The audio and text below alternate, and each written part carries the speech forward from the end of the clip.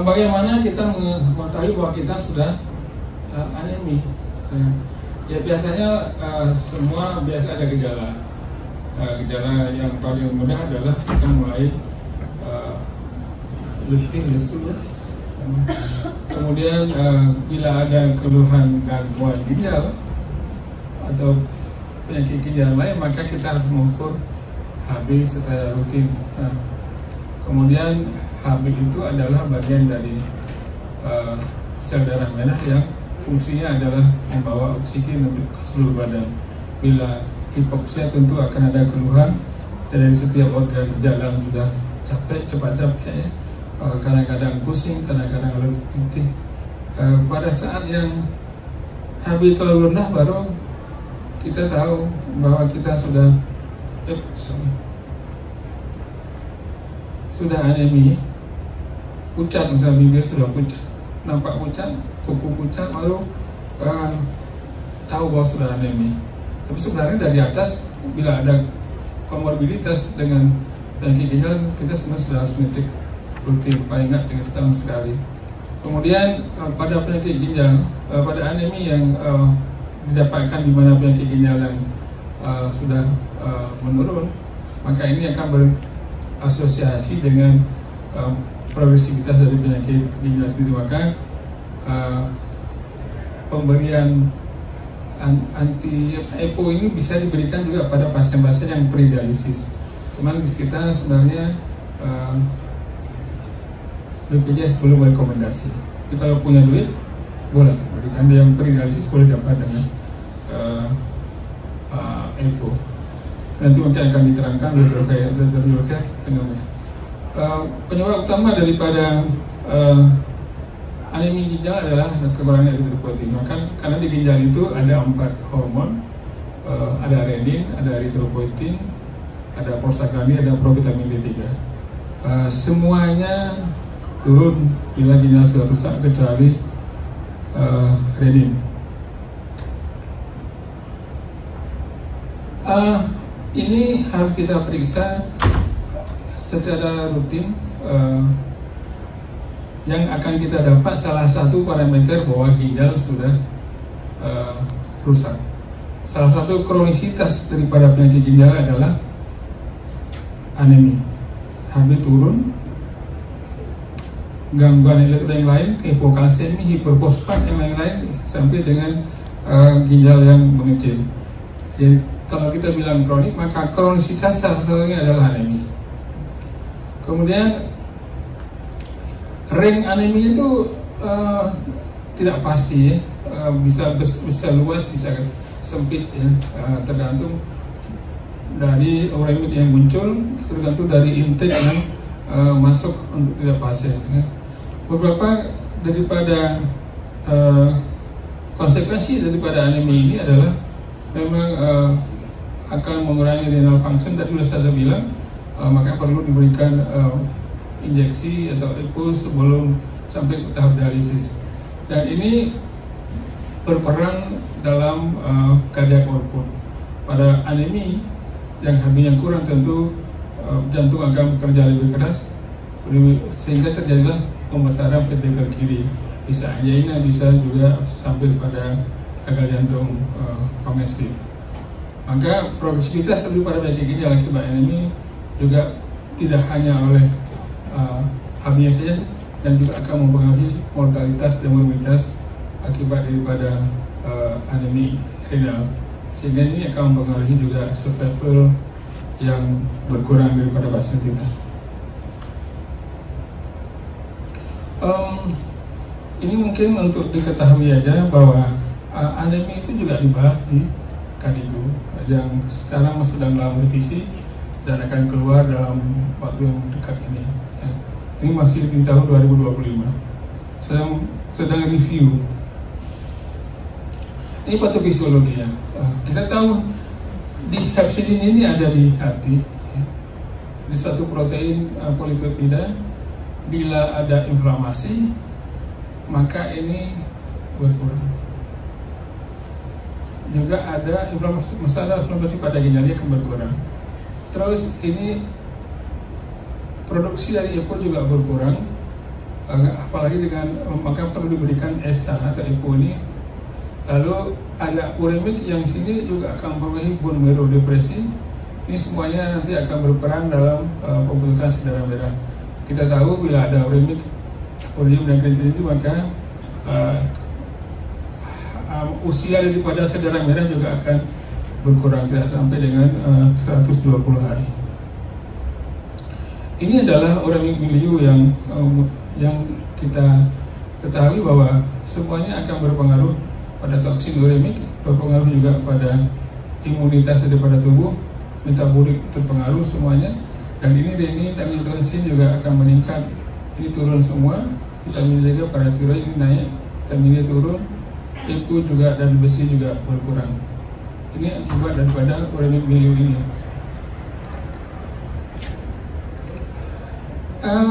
Ini bisa kita dapat pada yang akut maupun yang kronik, tapi yang akut memang jarang ya. Ini yang kita lebih banyak adalah pada yang kronik ya. Dan ini memberikan suatu kondisi yang berat, bisa menyebabkan morbiditas yang besar, kemudian bisa juga dipengaruhi oleh multifaktorial, tidak hanya karena uremic milieu tadi saja, tapi juga karena ada infeksi juga seperti itu. Penyebab utama memang tadi sudah kita ketahui bahwa adalah hipersensitif dari erythropoietin, dan ini progresif daripada penurunan erythropoietin ini akan menyebabkan hipoproliferatif dan menimbulkan suatu anemi normositik. Semua orang yang mengalami penyakit ginjal akan jatuh ke dalam anemi.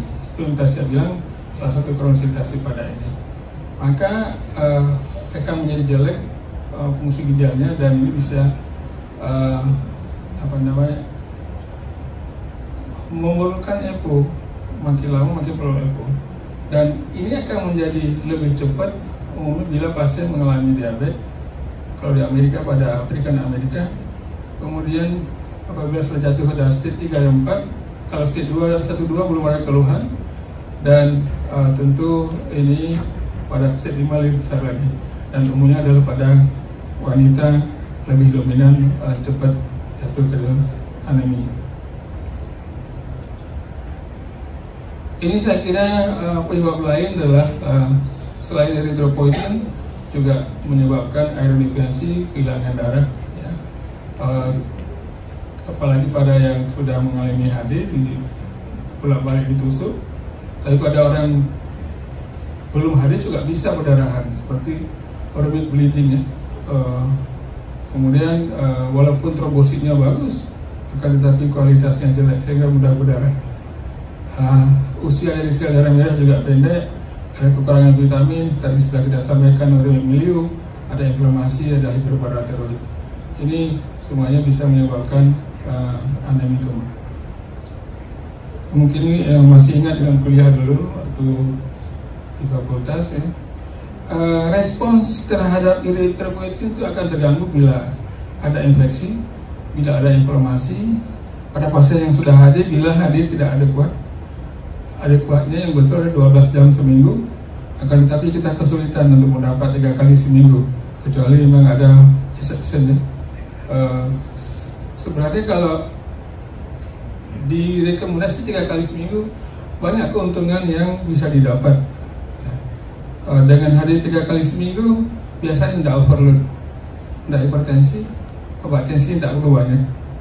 Dengan HD 3 kali seminggu, uremic simptomnya hilang, dia bisa makan banyak, HB-nya tetap naik tinggi, tidak perlu tambah transfusi, tapi tidak perlu juga tambah EPO yang banyak-banyak, mungkin cukup seminggu sekali.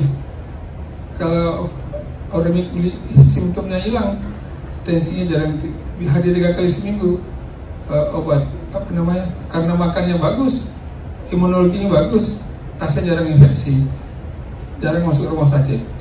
Tapi karena dihitung tindakan itu berapa kali itu yang dibayar, maka itu menjadi lebih hemat kalau 2 kali tindakan daripada 3 kali tindakan. Tapi dibalik 3 kali tindakan itu banyak keuntungan, banyak yang bisa dihemat sebenarnya.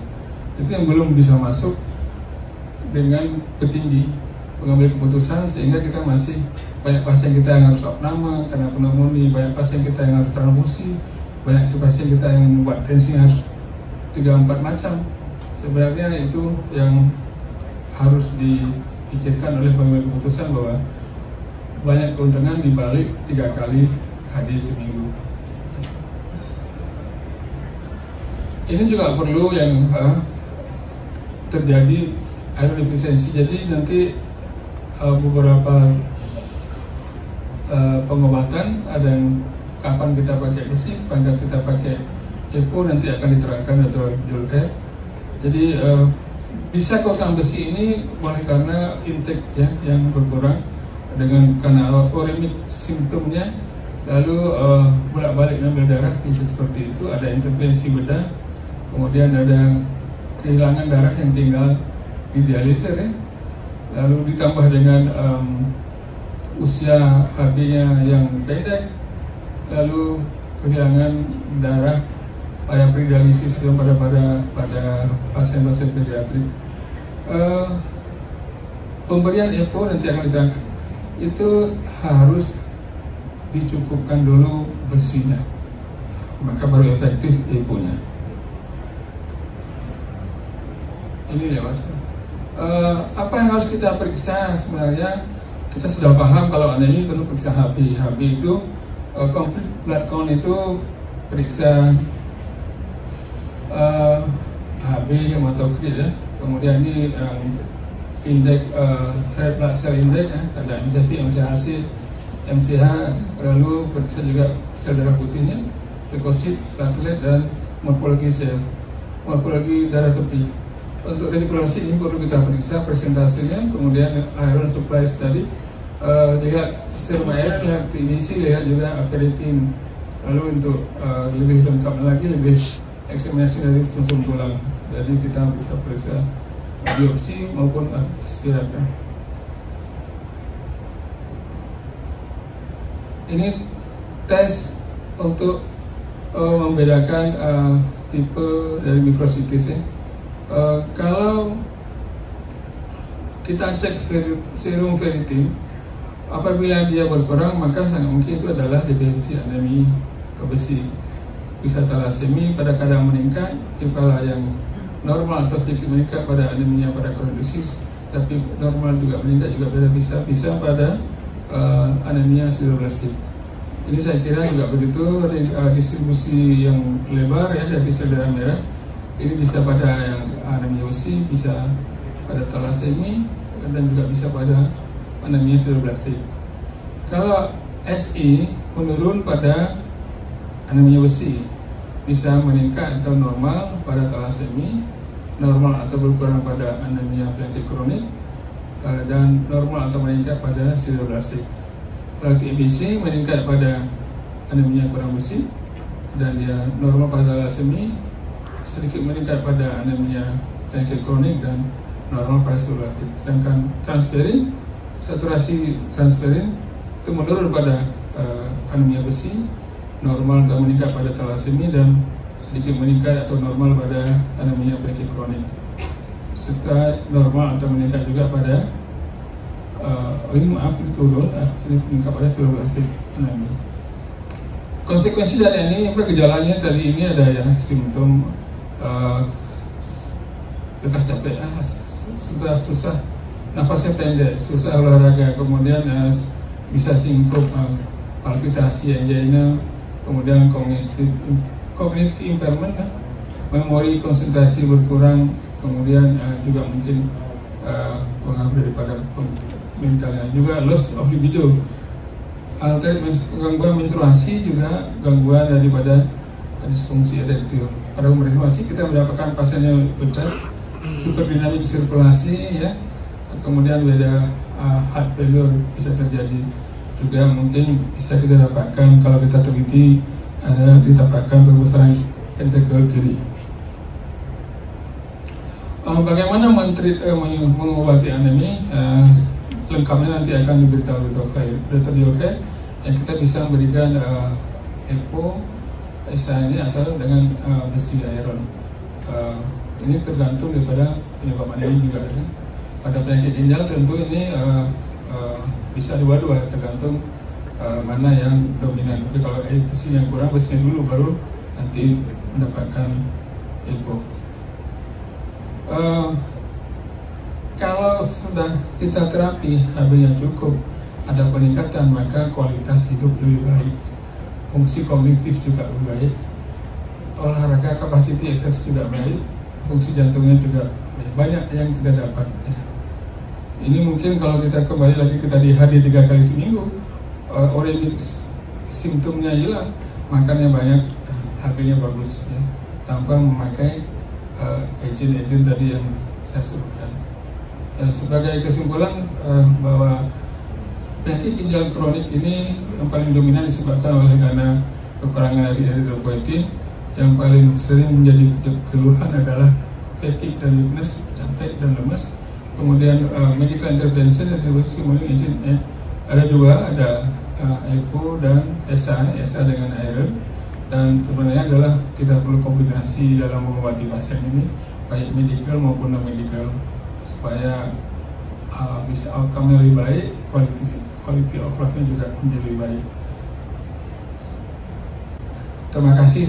Assalamualaikum warahmatullahi wabarakatuh.